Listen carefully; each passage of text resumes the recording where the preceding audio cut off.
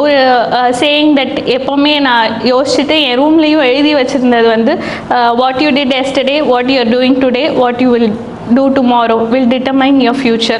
நம்ம என்ன பண்ணிட்டு இருக்கோம் இன்னைக்கு மட்டும் தானே, நாளைக்கு மட்டும் தானே, இது ஃப்ரீயாக விட்டுடலாம், அப்புறம் பார்த்துக்கலாம் அப்படின்னு இல்லாமல் ஒவ்வொரு நாளுமே இம்பார்ட்டண்ட். இன்னைக்கு என்ன நான் பண்ணிட்டு இருக்கேன்றது தான் என்னோட ஃப்யூச்சரை டிட்டர்மைன் பண்ணும் அப்படிங்கிறத நான் ஸ்ட்ராங்காக பிலீவ் பண்ணிட்டு அதுக்காக நோக்கி தான் ஒவ்வொரு நாளுமே ஒர்க் பண்ணிட்டு இருந்தேன். ஆஸ் சச் நான் ஆக்சுவலி காலேஜ் முடிச்சதுலேருந்து ஒரு 4 வருஷம் கேப்க்கு அப்புறம் தான் ஃபர்ஸ்ட் வேலைக்கே போனது.